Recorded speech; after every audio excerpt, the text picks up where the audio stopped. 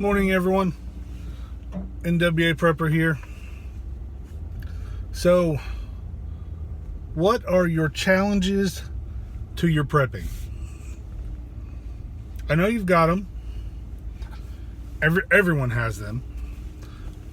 The key is how do we address our challenges? Some of the major challenges, the way that I see it,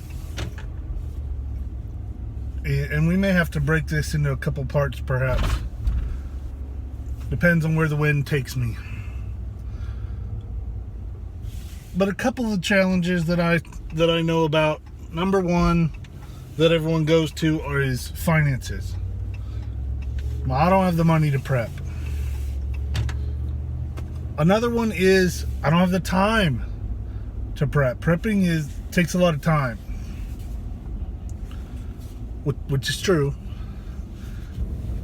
And then, well, I'm prepping by myself. My family's just not on board, and so that makes it hard. So I don't prep. And then another one that I hear, not so much now because of the cool kids that I hang out with, but is prepping or survivalism is crazy. Never gonna happen. Why are you preparing?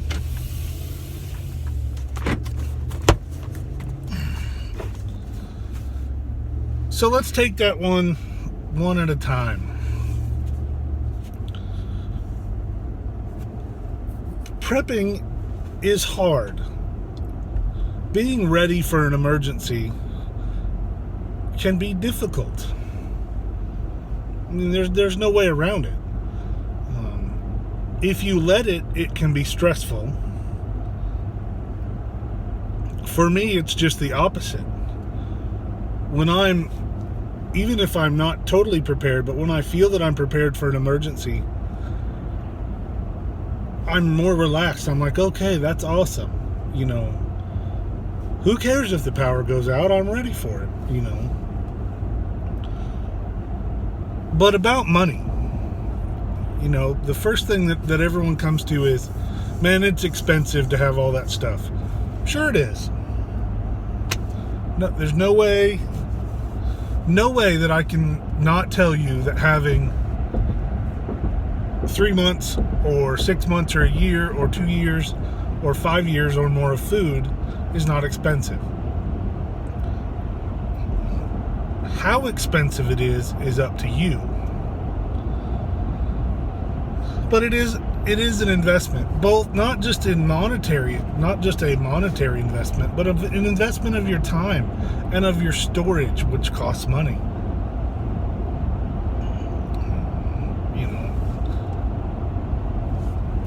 So money, how do you prep? And I don't want to say prep on the cheap, because I don't want you to cheap prep or be a cheap prepper, because there are some things that you need to invest in the quality. And that's just my take. You may completely disagree, and that's fine. The world's made better by different opinions and thoughts. But take can openers. Do I have a can opener on the knife in my pocket? I do. Can I open a can with it? Absolutely. And it's the cheapest way. I've already got it. I can buy a P38, a little thumb and forefinger can opener, great, 50 cents. And I can probably get them cheaper than that. I know I did when I bought a bunch of them. So 50 cents for a can opener, man, that's great. It'll open a can. Absolutely. I've opened a lot of cans of them. But will a $5 can opener with a long handle and a better quality blade and better built manual can opener work better? Yes, it will work better. Do I think that you should go, oh, I've got a P38, I don't need another can opener? I think you're on crack. My P38 is my last line of can opening defense. I mean, I've got a can opener in the house, and an electric plugs into the wall, just like everyone else in America, or a lot of people in America. But I have multiple manual can openers as well. But I have found that if you spend 88 cents on a manual crank can opener, you're not getting very much. And the metal in it's not very strong. It's not going to last very long. It's not, it's just not a great can opener. Will it open a few cans? It will. But a higher quality can opener will open them easier, faster, and survive much longer. And so I've chosen that since to spend a little more money.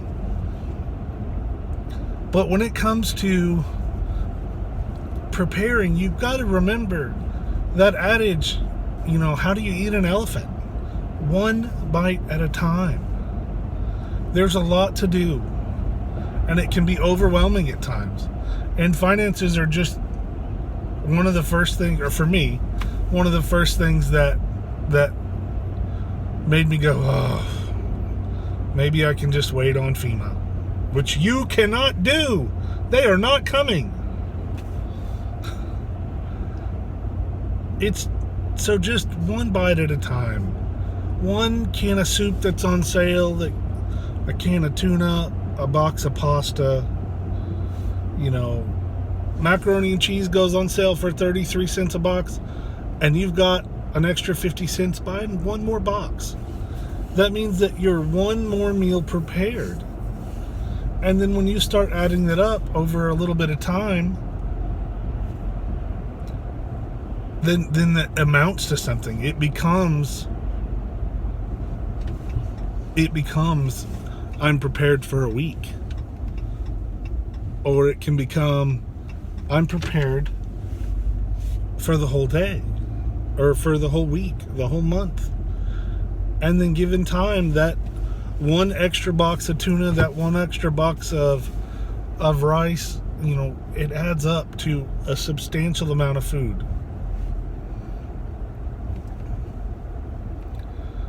The other stuff, how do you get an extra change of clothes? Well, you just do. You shop at Goodwill and go, hey, these are not necessarily the clothes that I can wear to work, but this is a good, well-made pair of jeans and a nice, well-fitting, well-built shirt that I can put in my bug-out bag and have an extra pair of pants and a shirt. And I can do it for $2 at Goodwill. I don't like Goodwill, by the way. They're a for-profit company, but that's a different video. You just do things a little at a time. And if the most you can do from a payday is put back a can of tuna, that's a can of tuna you didn't have yesterday. Don't get discouraged. Take one step in front of the other. Don't get that mocha frappuccino coffee once or twice a month, and that'll give you $8 or $10 sometimes that you can go spend on your preparedness items. I'm not a real big fan of sacrificing a life to be a prepper either. So, though sometimes sacrifices have to be made. But I firmly believe that you can get ready a little at a time. It doesn't have to be expensive all at once. And you spend what you have accessible. So if all you have is, I guess I need to leave my hand there. If all you have is $5 a month, and be proud of that $5 a month. Take heart in it. And if you have to save that $5 a month to buy a better piece of equipment, then save it. You don't have to build Rome in a day. If you can, great. I'm all about it. If you are in a financial position that you can load up and you can call Augusta Farms and you can go, I want 6 months worth of long-term storage food and I want it here by next Wednesday. Awesome. I encourage you to do that too. But if you're like me, where the change compartment in my truck is often what I use to fill my tank or get my tank from payday to payday, then you need to be smart. You need to shop sales. You need to always be looking for the next prep, because you can do that and you can find what's on sale. Pinto beans in a can are 39 cents a can for it's a way bigger can. It's not a normal size can. 39 cents a can. Because I have people of like mind, I got a message from my buddy just south of me, between here and Mountainburg. Not just south. Anyway, my friend of the south, a good brother, sent me a picture of multiple pallets of pinto beans for 39 cents a can. I can do that. Today is payday. I'm going to pay my bills. I'm going to fill the tanks in my car. I'm going to put what I can in this payday. There is nothing going in the rainy day fund. But I'm going to find $5 or $10 to go buy some canned pinto beans at 39 cents a can. And if I get down there and I need something, or my kids need something, and that gets cut down to $5, then I'll buy $5 of pinto beans in a can. And if something else happens and I can only buy one, it's not out of the way. I'm going there anyway. I'll buy one can, and I'll have one more can that I didn't have yesterday. You can do it. We can help. We can do it together. Let's get ready.